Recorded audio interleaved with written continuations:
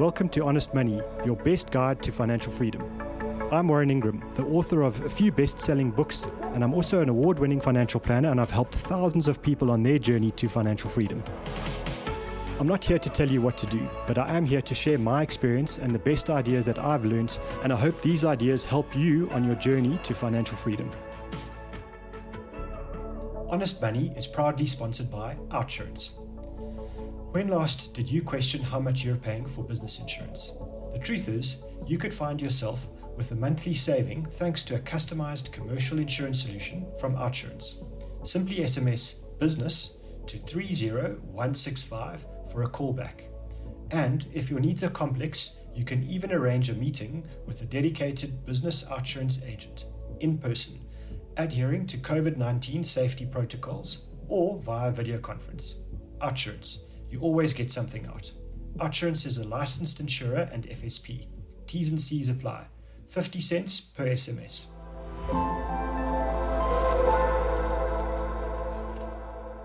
Welcome to Honest Money. I'm Warren Ingram, and today we have a really special show. It's a show I've been looking forward to doing, and I'm not going to introduce our guest just yet because if I give him the microphone, he's not going to give it back. I know he's on the hot spot because he's a microphone master, but now he's in the uncomfortable position of having to answer questions for a change, and I know how that feels. So I'm going to keep it going for as long as I can. So let me tell you a little bit about our guest. He's a husband, very committed father. He writes, I think, pretty good financial columns. He presents financial TV shows. He hosts the best business radio show in South Africa, and that's by nomination, by award, not just my opinion, which I'm obviously biased, I think it is. Keynote public speaker who entertains while educating us about the world.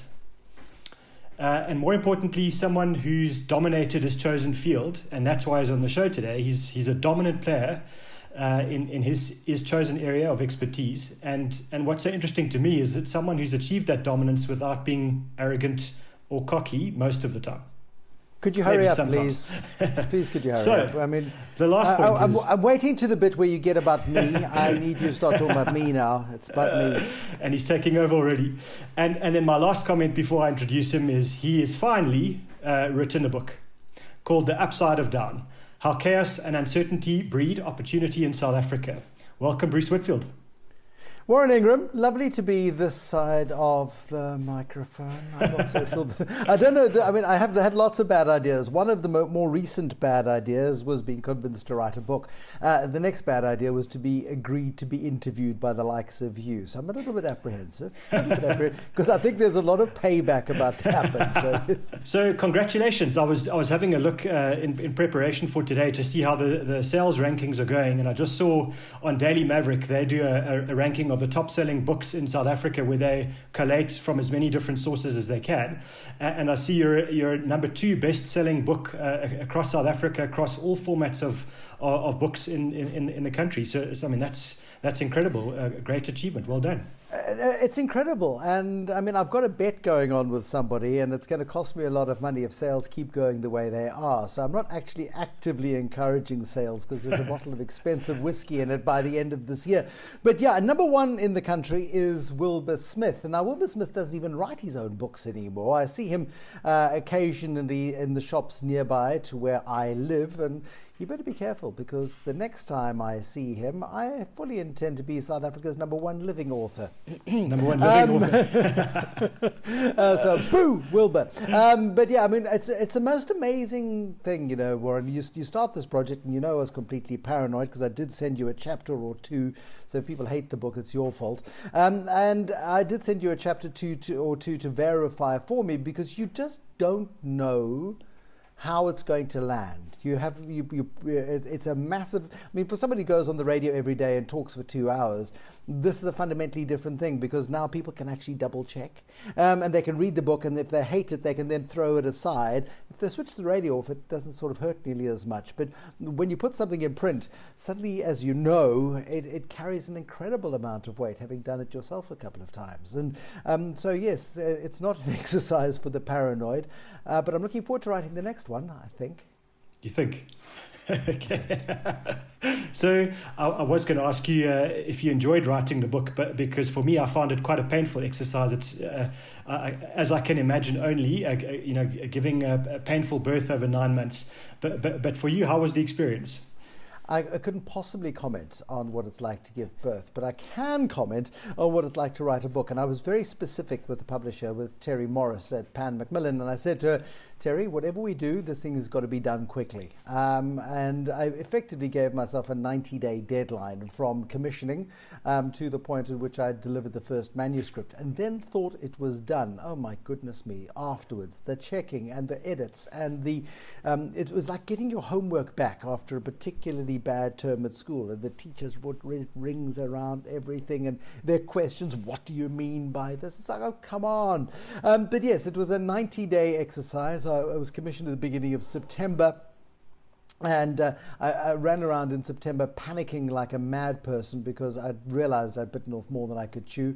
I achieved very little other than collating information. I then had a really good writing spree in the first 2 weeks of October, and I'd done about 30,000 words, of which I probably kept 15,000. But when I got to 30,000, I thought, okay, I'm halfway there, I can relax now. And then I put it aside for another 2 weeks until the beginning of November, when I realized there was big trouble ahead.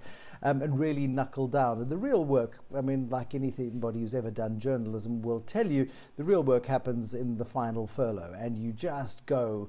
And I locked myself down for 5 days. It was a practice run for the lockdowns that we've been through with COVID-19, and wrote for literally 18 hours a day until there was something. And by the end of it, I just couldn't even bother doing a rough read of it. I went, that'll be fine.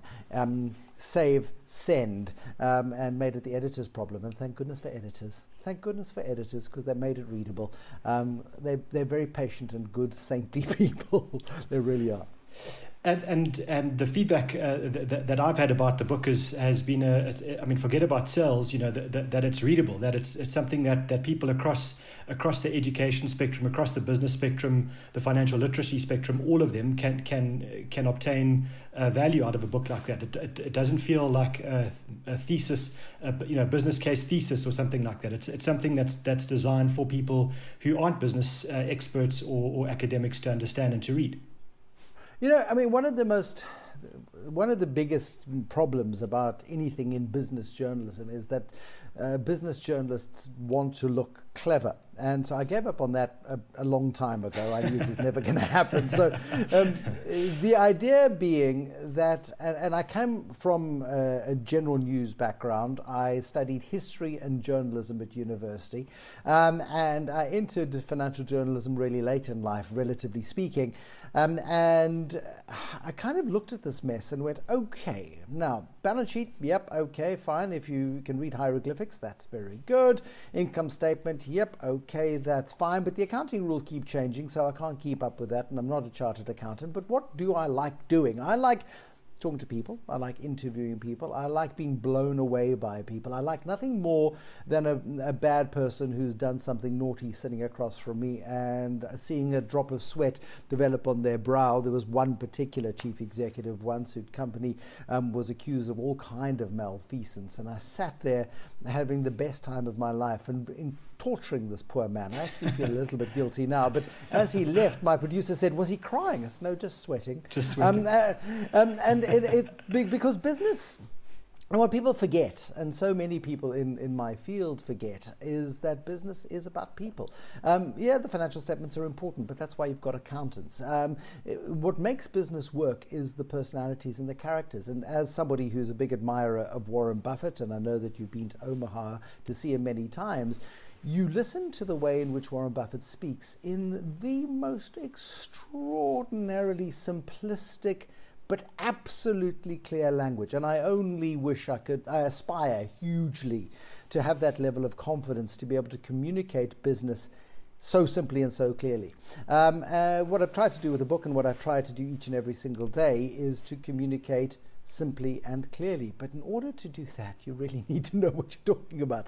And that's the hardest job. And if people are receiving the book well, and the feedback has been mercifully kind from a wide array of people, then that is the box ticked. I mean, when the chairman of a large company drops you an email and says, I like this, this, and this, and absolutely page 216 and 217, when you talk about how government needs a crisis to shake itself out of its slumber, you're absolutely right. And you go, wow, okay, so he liked it.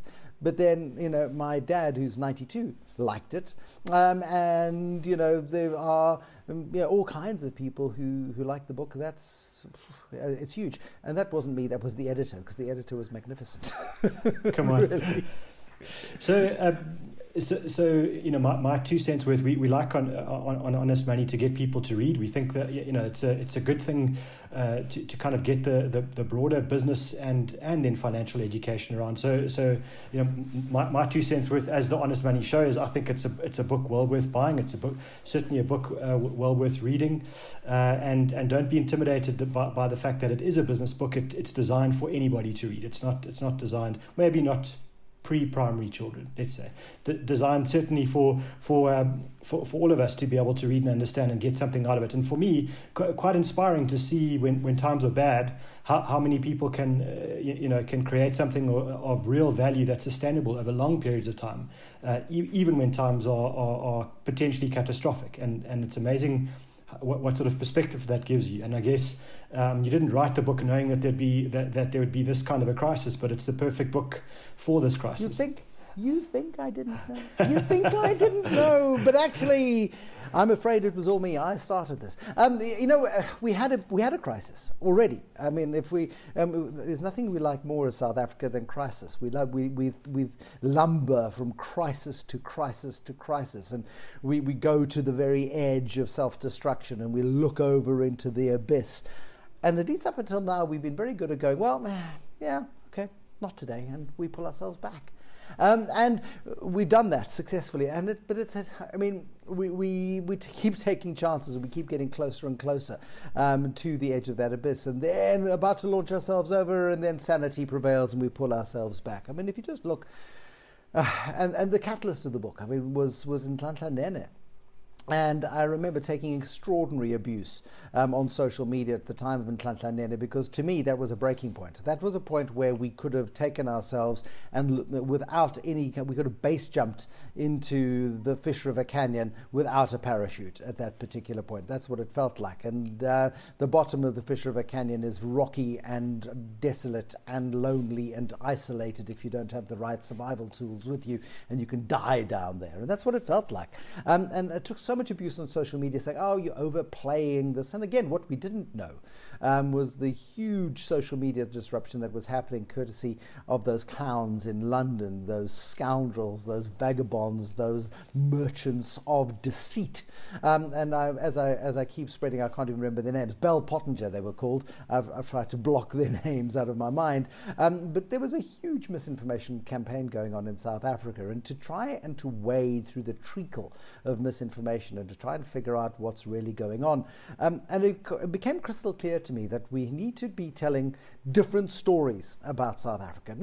Don't ignore the real stories. Don't ignore the fact that Jacques Poe has written the most extraordinary book on state capture in terms of the president's keepers. Don't ignore that Adrian Basson has written several books on Jacob Zuma, each one more disparaging than the next. And his most recent book was about Bosasa, which is a tiny little microcosm of the vulgarity of corruption in South Africa. Don't ignore the fact that Terry Crawford Brown has written extraordinary books detailing from the arms deal into multiple decades of corruption. Don't ignore all of those books. They are all true. They are all accurate. The gangster state of Ace Magoshule's plundering of the Free State and the destruction of a once proud province and wealthy province is there. And all of that is fact.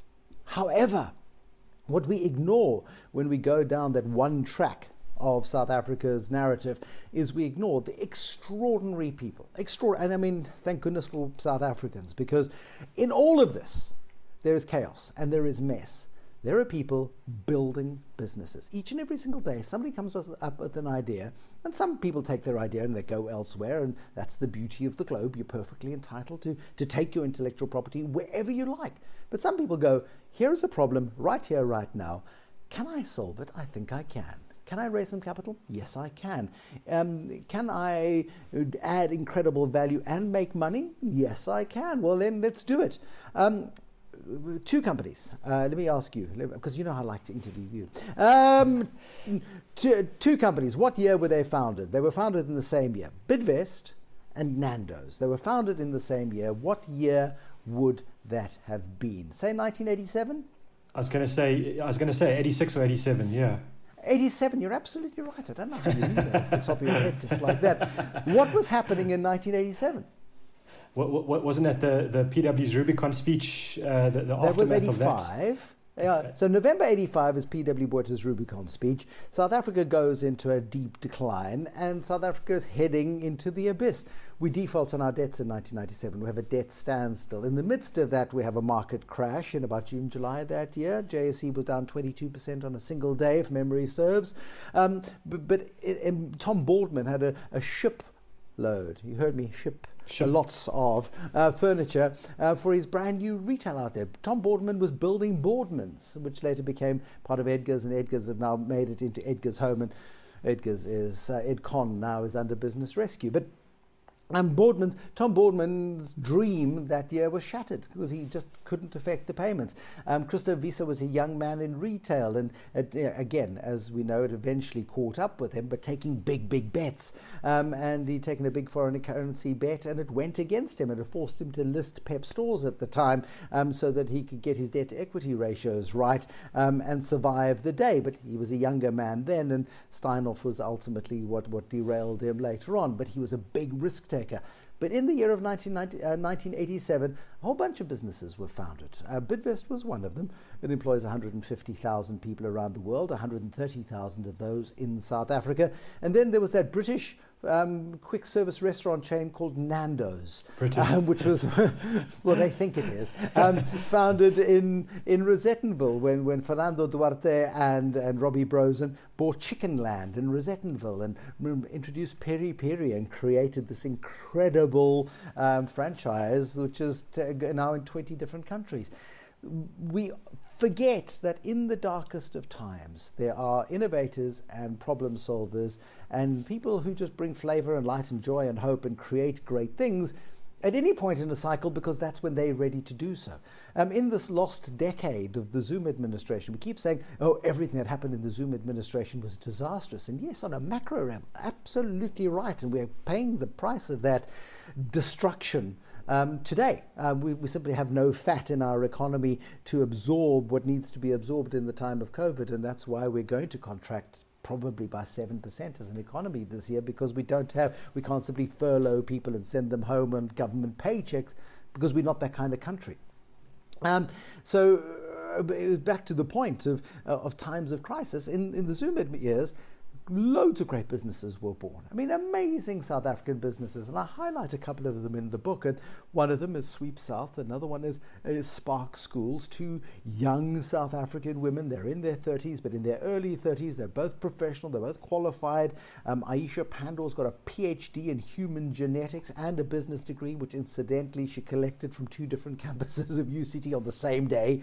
And Stacey Brewer, who goes to go and do an MBA at Gibbs. She goes in 2010. She decides she's going to work for the Soccer World Cup for FIFA, run their facilities for them so that she can earn enough money to get herself an MBA so she can go overseas and get a job.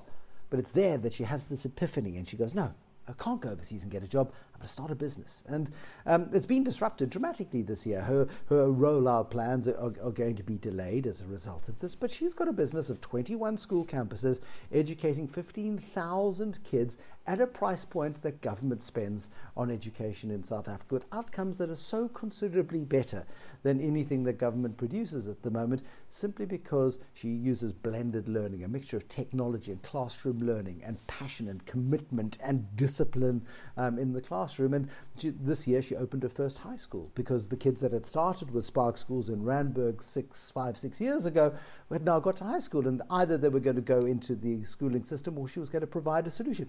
She provided a new school for them in order to grow. And yes, those growth ambitions are going to be stunted a bit, but they are, these guys are continuing to build. Aisha Pandor and her husband Alan Rubich launched a brand new Sweep South platform this year, Sweep South Connect, to allow anybody who's got any service to offer, whether you be a handyman or even a financial advisor potentially. I'm not too sure about the regulations there, but anybody who's got value to add can advertise their services, and you get a 5-star, 3-star, 2-star rating. You give your customer a rating as well.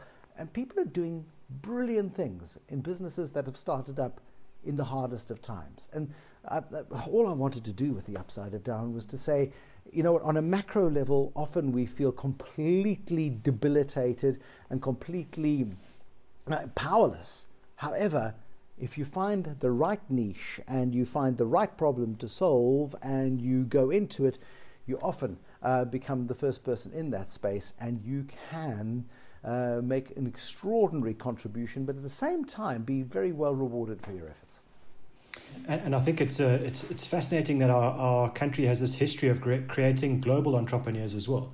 And I think, as you're saying, we've already got them, but potentially in our lifetimes we watch the next generation starting in South Africa and conquering the world, and that'll be wonderful to see.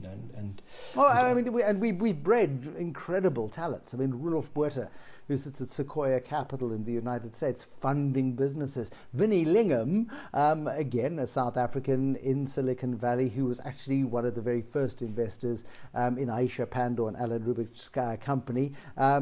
They'd seen him on a TED Talk, and then they'd gone to see him in person. They said, "Oh, this guy's amazing." Or they'd seen Dragon's Den. He was on Dragon's Den, and Aisha saw this guy, and he just spoke her kind of language, and she went, "Oh, I wonder if he'd invest." And so she made contact, and he did. And it's just this most amazing thing. And we live in this era of incredible technological enablement, and it's an opportunity for us to grab. I mean, the fact that you and I are sitting opposite each other, a fair distance apart, yet we're having this communication, probably it was possible 5 years ago, but if this crisis had hit 5 years ago, we'd be in a whole different load of trouble worldwide. But in the last 5 years, the world has become far more broadband enabled. The sort of platforms that we're using to have this conversation, were in their infancy or didn't exist. And now I've done 100 of these things, and I've probably used 50 different computer programs in order to talk to people on the other side of the world. And it's amazing and incredible and empowering. And is then building block of the recovery. However that recovery happens, this is the beginning of something new that's exciting. So I'm going to change tack a bit now, and let's talk about Bruce. Oh no, it's boring. Let's rather talk about something interesting. What was money like growing up? You see, you are an awfully sneaky bugger, because I'm just looking at the T's and C's on my... No, this wasn't included. This wasn't included. My producers have been trying for years. For years. Because I come up with this idea of a thing called Make Money Mondays, where I put people on the spot and we start talking about money and how they deal with money and how they respond to money. And my producers have been trying to get somebody to interview me on this for years. And I'm going to carry on talking for the next 45 minutes until one of us either dies of old age or capitulates. So it was tough. Oh, it was hard. Yeah. It's funny how, I will answer your question. My grandfather was born in 1896 on a farm in the Free State. His father had been born on the banks of the Vaal River in Klerksdorp and had run a very successful trading station on the banks of the Vaal River. He had a pont across the Vaal River before the bridges were built. So there were coal wagons that would go from Klerksdorp, they would come across onto his pont, he would take them across the river, and they would then go and feed the Kimberley diamond fields. And so he was a very successful guy. He made a lot of money, which he then decided to invest. Good man. That there was no stock market really. I mean, the JSE did exist. It was between the Chains and Hollard Street, but I don't know how much he would have known about that. Certainly, the Goldfields were fairly young, but he was an entrepreneurial kind of guy. He wanted to invest in himself, so he went and bought a big piece of land, a huge piece of farmland. He bought it from a man called Lucas Steyn in 1894 or thereabouts, and set about improving the land that he bought. And he built a dam wall using mules and plows, and built this earthen wall which still exists to this day and holds a huge amount of water when it rains, and things were going really well. There was the small matter then of a war which breaks out in 1899, and my great-grandfather decides that he should fight on the side of the Boers because, hey, he's a burgher of the Free State, and once this all ends, he might as well have some neighbours that he can talk to after the war. But wars are wars, and halfway through the war, he comes home from commando one day and sees that his house has been burnt down. Hold on a second. And turns out that the Boers don't trust him. He speaks English. He's a member of the community. They were friends before the war, but actually trust has broken down, and there's a huge amount of unhappiness in the country. And so he goes, well, if you don't want me on your side, I'll join the other side. And off he goes and joins the British, becomes a sergeant major, and about a month or two before the end of the war, there's a skirmish across the Pfalz River in Kroonstad, and he takes a bullet in the chest and he dies. It's a very sad story. My grandfather is a little boy of 5 or 6 years old by the time he gets back to the farm, and his earliest memory is this farmhouse, the shell of a farmhouse with its mud brick walls with no roof, and there's a dead horse in the kitchen, and there's a stench, and there are flies everywhere. And that informs my grandfather's approach to money. His mum struggles to hold on to the farm. She has her cousins come, and they were quite poor people, but they were good workers, and they came and they helped. After the war, everybody needed help, so they came and they buried on the farm. Many of them are there, so her cousins came and helped out, and they kept things going, and until my grandfather and his brother were old enough to take over portions of the farm, and they farmed for themselves and had very successful farming careers. But my grandfather's then 34 years old at the outbreak of the Great Depression, and no sooner is the Great Depression, of course, in full swing, that there is the worst drought ever. You read it in Steinbeck's The Grapes of Wrath. There was this entire drought across the globe, and South Africa has a very similar drought in the early 1930s. And so my grandfather is very much somebody who grows up with a depression mindset. My father is born into that environment, into a very Victorian sort of upbringing, and into an environment where there was very little. There was plenty, but very little. There was no excess. There was no fun to be had necessarily. They never ran short of anything, but it wasn't an age of exuberance, put it that way. And that informs how my dad grows up, and very cautious with money, and very cautious with investing, invest in themselves. They bought land and they added to their asset values, but they didn't invest necessarily out of the business until much later. And so growing up in a household like that, where you're not listening to stock prices, you're listening to potato prices and beef prices, is the sort of environment that I grew up in. So it was quite a constrained environment. There was always plenty, but when you got sent off to private school, which I was lucky enough to be sent off to, there was no two ways about it. This was privilege. This is you've got to earn it, and if you don't earn it, you go back to where you came from, and you don't want to have to go back there. Brett Kebbell was there, and it wasn't good in those days, and Glenn Agliotti had been at the same school before him. So anyway, in that environment, in that environment where money is, you're governed by drought, you're governed by market prices for what you produce. You're not a price maker, you're a price taker, and so there's always this very tense balance between having and not having enough. There was always enough.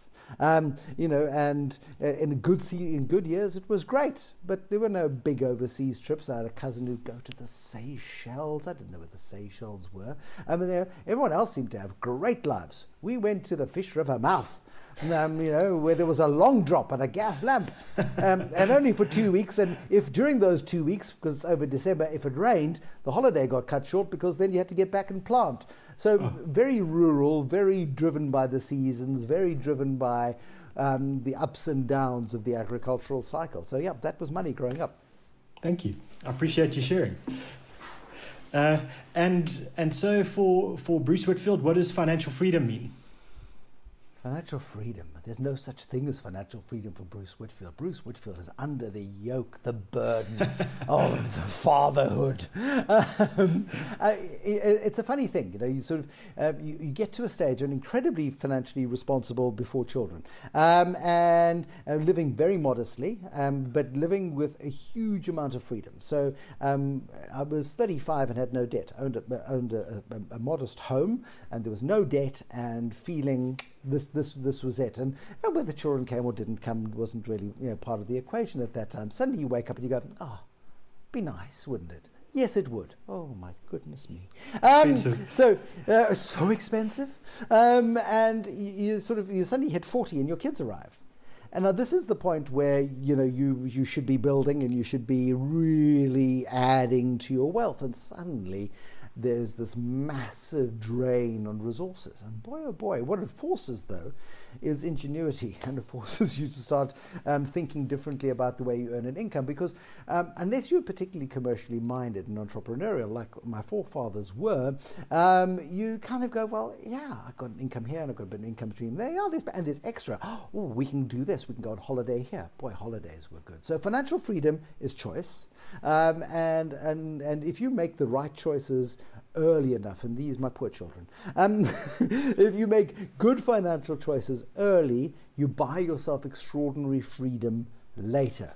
But for those of us who are happy to go with the flow and be slightly hippie-ish about it, it was so much fun to be living in London, for example, in the 1990s, in cool Britannia, where, I fancy a trip to Spain. All right then, let's go. Boom. And without consideration, off you would go, because, hey, there's plenty of time still to come. You get to a point, however, where suddenly, we need to grow up now. So you buy the house and you pay it off because you don't have to pay interest rates. So you pay it off in a very short period of time and you feel very smug and clever. And then you start doing responsible things like buying insurance policies. And important, by the way, important. But I have no intention of claiming on my life insurance, so it's a complete waste of bloody money. And I certainly don't want to be claiming on any disability cover or anything like that either. So another complete waste of money, but essential. But yeah, so financial freedom is choice.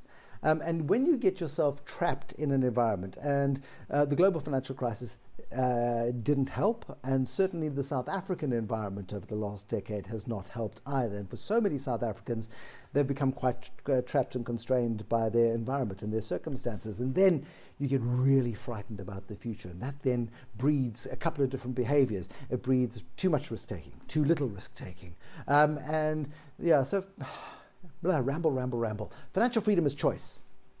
And if you don't have financial freedom, you have no choice. And that's sad. I think if you have financial freedom, that's when you can make choices and lifestyle choices. And, you know, I fancy living for 3 months of the year in Canada in winter because I hate myself, or whatever the case is. Off you go and can do that. That's financial freedom. And my last question. Finally. Boy, you do go on, don't you? The one thing, if you could tell people listening, what's the one piece of advice about money that you would give them? The one thing potentially that you would tell the 18-year-old Bruce Whitfield or your kids one day when they're there, what would that be? Listen to what my brother told me and actually implement what he told me. And if you do that, Brucey boy, you will have financial freedom. But you didn't, so you don't. And that's why you're going to be a slave, a wage slave all your life. You poor, sad hack. Sorry. I don't know where I went there. We have to find out what your brother said. I don't remember. That's the problem. So the advantage of being a Laatlamiki is that you have lots of really good advisors. And my eldest brother, from the very earliest, I mean, he gave me more sort of practical money lessons than perhaps my dad did. In those days, my dad was busy. My brother was a bit more connected and a bit more astute, perhaps, when it came to investing in his younger days, and he understood. He also then invested very heavily in a business and grew a great business, and is fortunate now that he did so. But I didn't follow his advice. I did follow his advice for a bit, and then you kind of go, oh, it's so boring. I was making the minimum contribution to the company pension fund and then topping it up, and people were looking at me very strangely going, why are you doing that? I said, because this is the right thing to do. And then, you change jobs, and there was a stage where every 2 years a new opportunity came along, and it was, money, cash it in. Oh, yes, of course you can. Take the money, and then, Mauritius, what a lovely place. I think, yes, anyway, those are memories, and I have photographs, and so don't do that, ever.